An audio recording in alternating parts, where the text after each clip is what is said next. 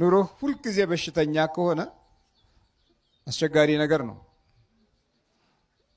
ከአካል በሽተኝነት የበለጠና የከፋው የኑሮ በሽተኝነት ነው። ኑሯቸው ላይ መንፈስ ተንጠልጥሎ ፍዳ የሚያሳያቸው ጥቂቶች አይደሉም። ይኸውም አንዱ የመተቱና የሟርቱ ዓለም የስልብናው ዓለም ኪስህን የሚያራቁት የያዝከውን የሚበትን የጀመርከውን እንዳትፈጽም የሚያዘገይ አካያድህንና አኗኗርህን የሚያዛባ ፕሮግራምህን በራሱ ክፉ መንገድ የሚመራና በኋላ የሚያስጨንቅ በኋላ ላይ ይወቅሳል። ደግሞ ሰይጣን 3 ስራ ይሰራል። አንደኛው ያንተን ውጫዊ ኑሮ ያበላሻል። ሁለተኛው ውስጥህን ይረብሻል። ሶስተኛው አብሮህ ፕሮግራም ያወጣል።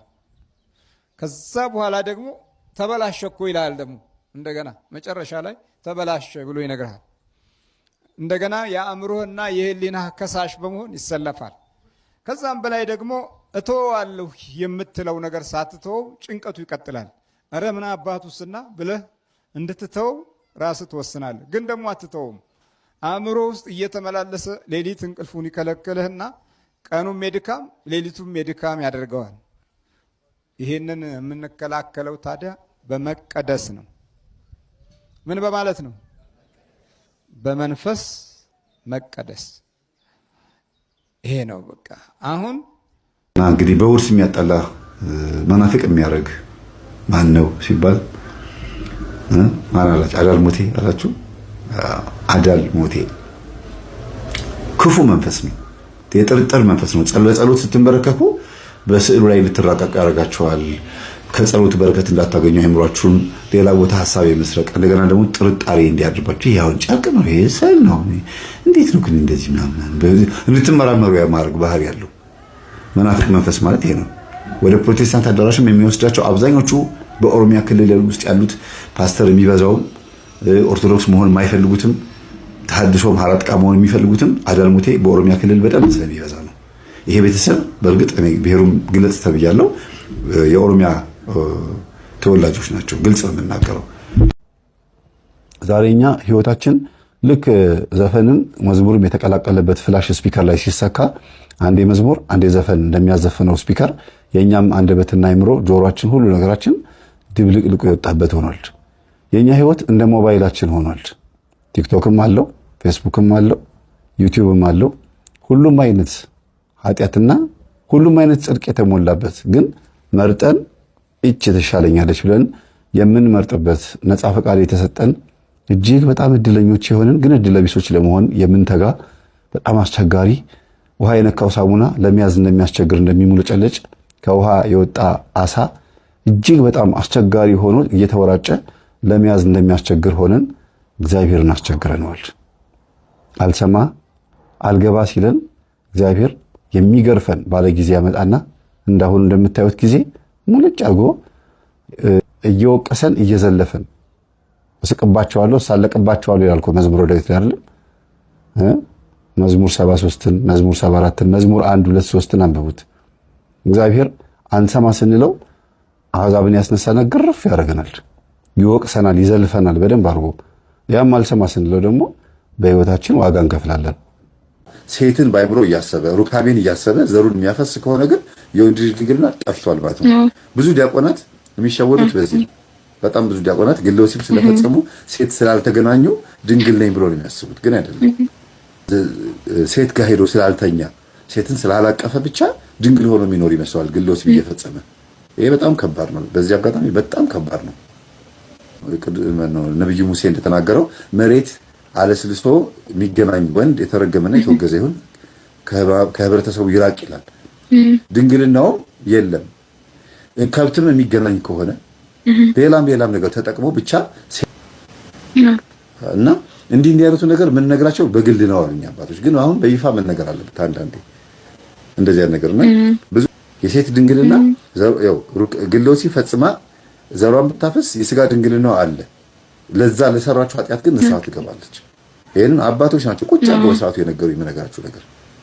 ሴትም ብትሆን ከወንድ ጋር ባትገናኝ ኮተታ ነገር ወደ ራሷ ከከተተች ድንግልናዋ የለም ማለት ነው። 3 አይነት ባል የሚጠላ መንፈስ አለ። በደንብ አዳምጡ። አንደኛ የቤተሰብ ከእናት የመጣው ከአባት የመጣ ዛር ከእናት የመጣ ከሆነ እናትየዋ ባሏን ትጣላበት በነበረበት ልክ ልጅቷም ልክ እንደዛ ነው ባሏን የምትጠላው። እናትየዋ ባሏን የምታንጓጥጥበት ክብሩን የምታዋርድበት ስለ ባሏ ገበና ጎረቤት ጋር ሄዳ ጓደኞቿ ጋር ሄዳ ዘመዶቿ ጋር ሄዳ የምታወራ ከሆነ በዛው ልክ እሷም እንደዛ ነው የምታደርገው። ምርር ብሎት እንዲወጣ ማለት ነው። ንጽህናዋን ባለመጠበቅ ባሏ እንዲጠላት በማድረግ ደግሞ የሚያረጋለ ራሷን እንድትጥል በማድረግ በብዙ ነገር ውስጥ እንድትገባ አድርጎ እንዴት ነው አላ ራሷን ምጥል ከሆነች ልክ እንደዛው ልጅቷም እንደዛ ትሆናለች። ለባሏ እንደዛ ነው የምትሆነው። ይሄ ነው የመጀመሪያው። ሁለተኛው ዛሩ ማለት ነው። ሁለተኛው ደግሞ ቡዳው ነው። የቡዳው መንፈስ ከተወለደች በኋላ አድጋ ድክ ድክ ስትል ሊሆን ይችላል። ወይም ካደገች በኋላ ጸጉሯን አጀርጋ የ15 ዓመት የ18 ዓመት ልጅ ሆና የሆነ በቃ ደስ የሚል አፍላ እድሜ ላይ ሆና ምናምን ወደዛ በዚህ ስትጫወት ምን ስትል በቃ የሆነ ሾው ስታበዛ የተበላችበት የዝሙት የቡዳ መንፈስ ይኖራል። የዝሙት የቡዳ መንፈስ ያ የዝሙት የቡዳ መንፈስ ሁሉም ወንዶች ነው። ስትገባ ትምህርት ቤትም ስትሄድ ምንም ስትል አስተማሪም ተማሪም መንገድ ላይም ሁሉም ሊያት ይችላል። ስታምር ምናምን ሊል ይችላል። ያ መንፈስ ደግሞ እንደገና የምትቀርባቸውን ወንዶች እንዳታከብራቸውና እንዳትወዳቸው ወይም ደግሞ ጥሩ ስሜት እንዳይሰማት ንቀት ፊት እንድታሳይ ሁሌ ጊዜ ጨምዳዳና ኮስታራ መልክም ካላት በመልኳ እንድትኮራ በመልኳ ብቻ እንድትመካ አይመጥነኝም፣ ይሄም አይመጥነኝም፣ ከዚህ ጋር ማላክም ምናምን እያለች ብዙ ወንድ እንድታማርጥ ሊያረጋት ይችላል። የመጡትን ወንዶች በሙሉ በዝሙት እንጂ የምታስተናግዳቸው ለትዳር የሚሆናትን ወንድ በጣም በመምረጥ እድሜዋ ሊረፍድባት ሁሉ ይችላል። ሁለት በሉ። ሶስተኛ ደግሞ መስተፋቅር ነው። መስተፋቅር የሚባለው ደግሞ የሚወዳት ወንድ ካለ አልሰማም ካለችው አላቀም ዞር በል ከዚህ ካለችው ወይም ደግሞ ባትለውም ልትለኝ ትችላለች ብሎ አስቦ በዚህ ልክ በጣም የሚፈራትና ያው ያፈቀረ ወንድ ወይም ያፈቀረች ሴት የሚያፈቅሩትን ሰው ስለሚፈሩትና አጠገቡ ሲደርሱ ስለሚርበተበቱ እሺ ብላ ራሷ መጣ ደረቱ ላይ እንድትለጠፍ መስተፋቅር ሊያደርግ ይችላል። ስለዚህ ያ መስተፋቅር የተደረገባት ሴት ደግሞ ምንም እንኳን መስተፋቅር ተደርጎባት ባሏ አጠገቧ ባይኖር ወይም መስተፋቅር ያደረገባት ሰው አጠገቧ ባይኖር ለዝሙትም ሊሆን ይችላል መስተፋቅር ያደረገባት ለትዳርም ሊሆን ይችላል። ብቻ በወቅቱ እቺ ልጅ ወዷታል፣ ስለዚህ የኔ እንድትሆን እፈልጋለሁ ብሎ መስተፋቅር ያደርጋል። ብዙ ጊዜ መስተፋቅር የሚደረገው የሚያደርጉት ወንዶች ለትዳር የሚፈልጓትን ወንድ ሴት ነው። ለትዳር ካልፈለጋት መስተፋቅር አያደርግም። ዝም ብሎ ስንፈተ ወሲብ ምናምን ሊጠቀም ይችል ይሆናል እንጂ ለትዳር የማይፈልጋት ሴት መስተፋቅር አያደርግም። ለምን? መስተፋቅር ካረገባት በኋላ ከሷ ጋር እንደፈለገ ከሆነ በኋላ ሌላ ሴት ጋር ማግባት ቢፈልግ እቺኛዋ ከሱ ካጠገቧ አትለይበትም፣ ይቸገራል።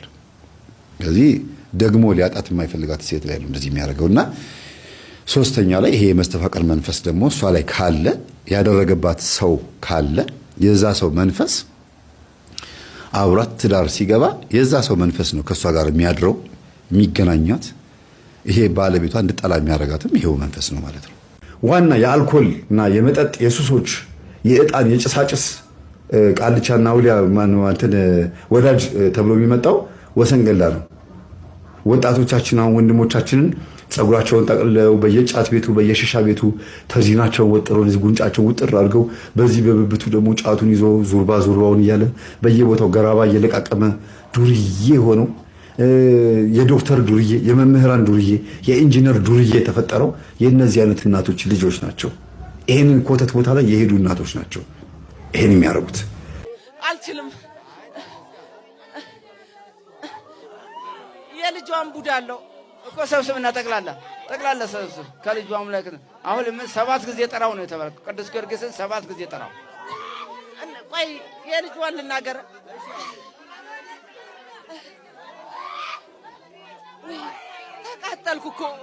ተቃጠልኩ። ቅዱስ ጊዮርጊስ አነደደኝ።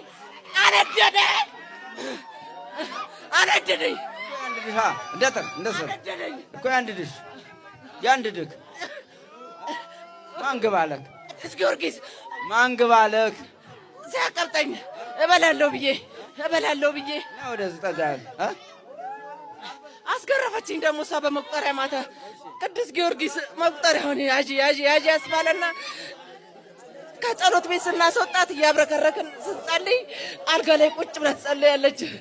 አስገረፈችን። በመቁጠሪያ ገረፈችን። ማን ገረፈ? ቅዱስ ጊዮርጊስ በእጇ ሲዘ አሁን ቅዱስ ጊዮርጊስ ነው ያጋለጠክ። 7 ጊዜ ጥራው ነው ለመሄድ ከፈለክ 7 ጊዜ ጥራው። እሺ እሺ እኔ ጮኬ ልልቀቅ። አይ ጮካ አይደለም ለክ 7 ጊዜ ጊዮርጊስን ጥራው። ቅዱስ ጊዮርጊስ 7 ጊዜ ጥራው። ዳግም ላትመለስ ቶሎ በል ቆራረጣ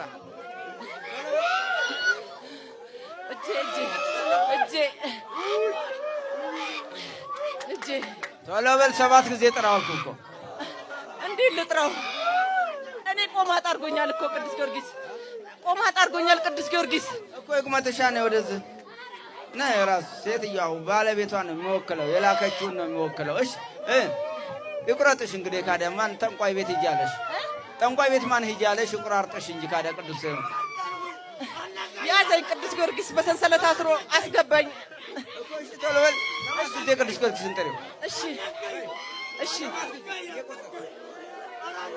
እሺ እንዴት ልጥራው? እንዴት ልጥራው? እሺ እንዴት ልጥራው? ቅዱስ ጊዮርጊስ እንዴት ልጥራው?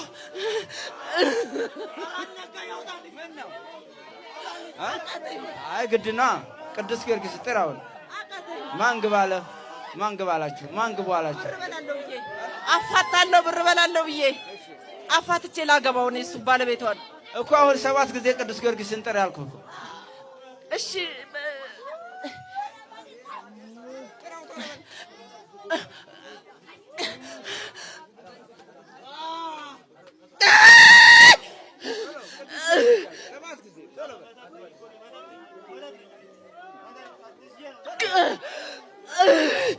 እንዴት ብዬ ልጥራው? እሱ አይደለ ቅዱስ ጊዮርጊስ አለ ያመጣህ ከዚህ እኮ ሰላው ተለም እንኳን ለዚህ ያጋለጥከኝ እያል 7 ጊዜ ጥራው። አዋረደኝ እኮ ሰው ቤት አቆመኝ ቅዱስ ጊዮርጊስ። ብሬን አስበላኝ። ወይ ከሷ ወይ ከብሬ ሳልሆን እኮ ገደል ገባሁ። ስንት ብር? 50 ሺህ ብሬ። 50 ሺህ ብር እንግዲህ ምን ይደረግ? 7 ጊዜ ጥሪው። እሺ እንዴት ላድርገው? 7 ጊዜ ጥሪው። ያው እንግዲህ በፈረሱ ልክ በፈረሱ ጸጉር ልክ እሳት ይዞብሽ ግባ ቤትሽ። እሺ ልጥራው? እሺ ቆይ ልተንፍስ። እሺ እንዴት ልጥራው? ኧረ ወይኔ ጉዴ ፈላ። ሁለተኛ ላትመለስ ቅዱስ 7 ጊዜ እኮ 2 ጊዜ ላልመለስ ብለሽ ጥራ። እሺ አንቆ እኮ ይዞኛል እዚህ ጋር ይዞኝ። ይሄን ያህል ነበረ ይሄድ ነው ማለት ነው። ዲያብሎስ የሚበላ ትውልድ ይፈልጋል።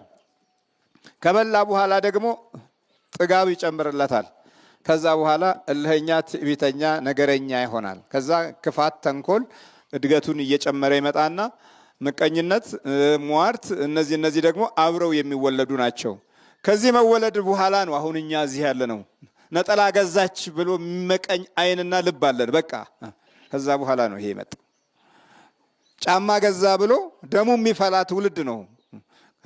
ከዚህ በኋላ ነው ያለው ይሄ ነገር የመጣው። ከዚህ ከሆዳምነቱ በስተጀርባ የመጣ ጣጣ ነው። ከዚህ ሂደት ውስጥ እንግዲህ እኛ ተገኝተን ይሄውና መታቾቻችን ብዙ ሆኑ። ቤተሰቦች በበጎነትና በቅንነት የሚያዩበትን መንፈሳዊ አይን ያጡት ከዛ በኋላ ነው። ከዛ በኋላ ሽማግሌዎችም ቢሆኑ የቡራኬ መሆናቸው ቀርቶ የርግማን የሆኑት ከዛ በኋላ ነው።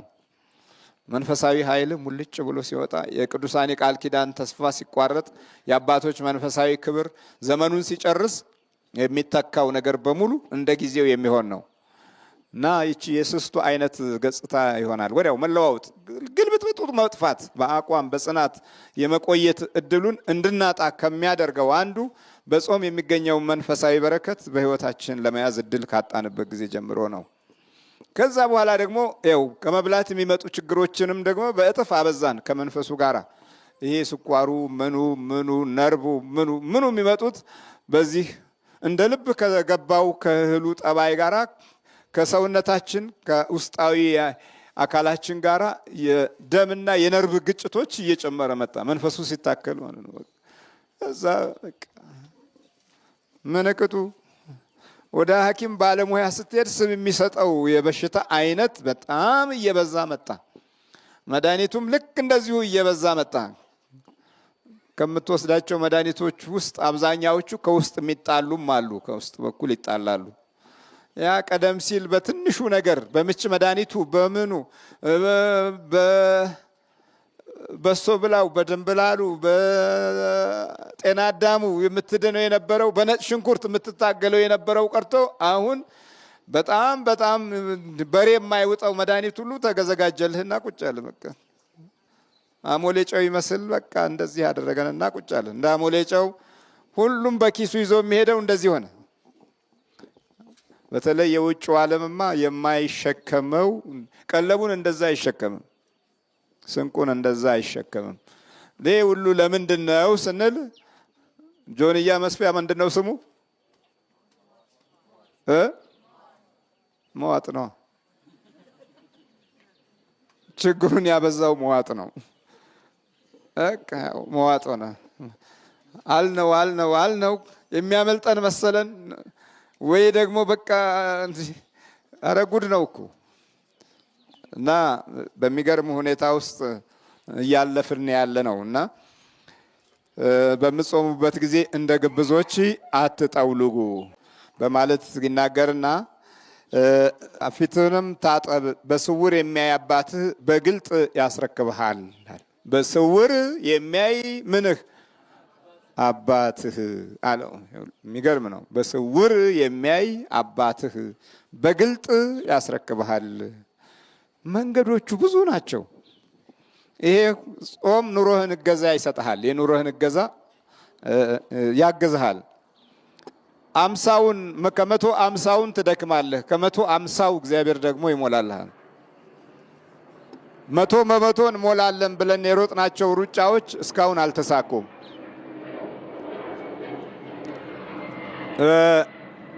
ሌላው በመንፈሱ ዓለም ውስጥ ትልቅ ደባው ዋከባ ነው። ዋከባ እረፍትን የሚከለክል በሰላም የምታገናዝብበት አእምሮ እንድታጣ ሕሊናህ ዘወትር ከአንተ ጋር የሚያደርገው ትግል እንዳይቋረጥ በየጊዜውና በየሰዓቱ ፕሮግራሞችህ እየተገለባበጡ የአንተን ሕይወት እንዲፈትን የማድረግ ችሎታው የዚህ የመንፈሱ ዓለም ልዩ ጠባይ ነው። ዋከባ ነው። ዋከባን በጋራ የምንይዝበት ጊዜ አለ። ዋከባን በግል ሕይወታችን ውስጥ የምንይዝበት ጊዜ አለ። ዋከባ በጋራ ደግሞ እንዴት ነው? ሁሉንም ታያለ። ዙሪያውን ሲዋከቡ እንዴ እነከሌ ሊቀርቡኝ አይደለም፣ እነዚህን ሊሮጡ አይደለም፣ እነዚህ እንደዚህ ሊያደርጉ አይደለም፣ እኔም በዚህ በኩል ሩጥ፣ በዚህ በኩል ቀዳዳይን ልድፈንትልና የጋራ ወከባ ታይና እንትናቸውን ሩጫቸውን ትካፈላለህ። ሴትም ከሆነች ከሌ በዚህ ደሞዟ ተጨመረ፣ እንደዚህ ያደረገች፣ እንደዚህ እኔም በዚህ በኩል በሰራ እንዲህ ያደርጋለሁ፣ እንዲጨምራለሁ እንትልና ከምታየው ነገር ዋከባን በጋራ ትካፈለዋለህ። በዚህ ጊዜ የማገናዘቢያ ጊዜና ሰዓት ታጣለህ። ልጆች በመንፈስህ ተለክፈዋል አልተለከፉም፣ ምንም አይደለም። ቤተሰቡ ውስጥ ክፉ መንፈስ ገብቷል አልገባም፣ ምንም አይታይህም። አንተ ህይወት ውስጥ የሚመርዝ ኃይል አለ፣ ኑሮህን የሚያዛባ እያየህ እየሰራ እየደከም እየሮጥክ የሚሰብርብህ ነገር አለ። አይ ምንም የማውቀው ነገር የለም፣ ዋከባ ላይ ነው ያለው። ስለዚህ አትሰማም፣ ምንም አትረዳውም። በዋከባ ላይ ዋከባ ጨምረን ጊዜያችንን እንደዚሁ ባለማገናዘብ ዘመን እንፈጃለን። አንዱ ሌላው ትልቁ ችግር ይሄ ነው። ለጾም የምትሰጠው ጊዜ ይህንን ዋከባ ቀነስ ያደርግልሃል። የምትጾመው ለምንድን ነው? ቁርስን ለምሳ ለመዋል አይደለም። አንዳንድ ጊዜ እንዲህ አይነት ነገር ደግሞ አለ። ጾም መጥቷል፣ እንግዲህ ቁርስን ለምሳ እናድርገው፣ ምሳን ለራት እናድርገው። ለኢኮኖሚ ቁጠባ የምንጾም ከሆነ የመንፈስ ህይወት ገጽታ አይደለም። አንዳንዶች ለኢኮኖሚም ቁጠባም ጭምር ይታገሉታል። ጎበዝ፣ እንደዚህ አይደለም። የኢኮኖሚ ቁጠባ ሳይሆን ኢኮኖሚህም በበረከት እንዲመራልህ እድልህን የምታገኝበት ክፍል ነው። ይሄ ጾም የተረጋጋ አስተሳሰብ እንዲኖርህ ጊዜ እንድታገኝ የሚያገዝ ነው ጾም። በየጊዜ አሁን ቆይ እስቲ ይብሉ የተባለበት ዘመንና ቆይ አትብሉ የተባለበት ዘመን አእምሮ እኩል አይደለም። አሁን አትብሉ ተብለን ወደ ትምህርት ቤት ስንሄድ አእምሯችን የሚገባውን ክፍል ተቀብሎ ይመጣል። ዛሬ ብሉ ተብለው የተሸኙት ጭንቅላታቸው ደንዞ ነው የሚመለሱት። ለምን? መንፈሳዊ ኃይል ስለሌለ ነው። በጾም ውስጥ የሚከተሉት ሚስጥሮች ህይወታችን ውስጥ አሉ። ሚስጥር አንድ የሚከተለው ነገር ነው። መንፈሳዊ ጥበቃ ከአእምሮ ጋር አለ። ሚስጥር ሁለት ካንተ ህይወት ጋር ያለው መንፈስ ከሌላው ጋር አይተባበርም። እንቃም ሲል አሁን እሺ እንቃም የሚል እኮ ነው። እናጭስ ሲባል እሺ እናጭስ ነው የሚለው እኮ ሰው። እሺ እንጠጣ ሲባል እሺ እንጠጣ ነው። እምቢ የሚል አእምሮ የለም። እምቢ የሚል መንፈስ በጾም ነው የሚገኘው። እየሰማችሁ ነው? እምቢ የሚለው መንፈስ የምታገኙት በጾም ነው። እሺ የሚለው እሺ የምትልበት ቦታ ላይ ነው። እምቢ የምትለው እምቢ የምትለው ቦታ ላይ ነው። ፋኑኤል አፍን ይጠብቃል ብያችኋለሁ። ካፋችን ምን እየወጣ ነው? ልጆቻችንን የወለድ ነው። ምን እየተናገርን ነው? እየጸለይን ነው? እያመሰገንን ነው? በጉልበታችን በግንበራችን እየተንበረከክን ነው የወለድናቸው? እኛ ከመወለዳችን በፊት የነበሩት ቤተሰቦቻችን በምን አይነት ሁኔታ ውስጥ ነው የወለዱን? እግዚአብሔርን ፊት ለፊት አድርገው ፋኑኤልን ለአፌ ጠባቂ ሁን ብለን ነው? አፍን የሚጠብቅ ከሆነ ደግሞ ክፉ መንፈስ አይነ ጥላ ሆኖ አብሮ እንዳይበላ፣ አብሮ እንዳይኖር፣ አብሮ እንዳይወለድ የሚከላከል ነው። አሁን አብዛኛው ትውልድ ከክፉ መንፈስ ጋር ይበላል። ከዚህ ከቡዳው ጋር፣ ከዛሩ ጋር፣ ከተጠላለፈ መተት ጋር፣ ከምቀኛው ጋር፣ ከጠላቱ ጋር አብሮ የሚበላ አብሮ የሚያድር ትውልድ ህሊናው ዋጋ ያለው አይደለም። ለሰውም ዋጋ አይሰጥም። ሰውን የመሰለ የከፋ በዓለም ውስጥ በአሁኑ ዘመን በኢትዮጵያ እንደዚህ ይሆናል የሰው ልጅ ተብሎ የማይገመት ውድቀት ውስጥ የገባ ነው። ምን ስለጎደለን ነው ብለን ራሳችንን ስንጠይቅ ቀዳሚውን ስላላስቀደምን ነው። ያዕቆብ የዛም ቦታ ምን አለ? እግዚአብሔርን ፊት ለፊት አየሁት፣ ሕይወቴም ሰውነቴም ድና ቀረች ብሎ በትናጼል ነፍሺ ያለ በዕብራይስጥ በትናጼል ነፍሺ ነፍሴ ሕይወቴ ዳነች አለና በመዳን ጉዞ ውስጥ የመልአኩን የእግዚአብሔርን ፊት አንድ ጋር ከነትርጉሙ አገኘውና ቦታውን በፋኑኤል ስም ሰየመው። ፋኑኤል አለው። በይክራ ስሞ ሺሞ ፋኑኤል፣ ስሙንም እንዲህ ብሎ ጠራው፣ ፋኑኤል። ተመስገን። ከዛ በኋላ የያዕቆብን ትውልድ ስታዩ በዚህ መልአክ በኩል የተጠበቀ ነው። ሲሰደድ አብሮት ይሰደዳል። ትውልዱ ሲራብ አብሮት ይራባል። በረሃብ ውስጥ መፍትሄውን ደግሞ ለማምጣት በረሃብ እንዳይሞቱ በበረከት ይጠብቃል። ወደ ምድረ ግብፅ ሲሄዱ ሀብታም ባለጸጋ አደረጋቸው። ማነው እሱ? ፋኑኤል። አዳም ወዴት ነህ ያልከኝ፣ በፍቅር ድምፅ ፈለከኝ። አልብሰኝ ነጩን ልብስ፣ እወድሃለሁ ኢየሱስ፣ አከብረሃለሁ ክርስቶስ።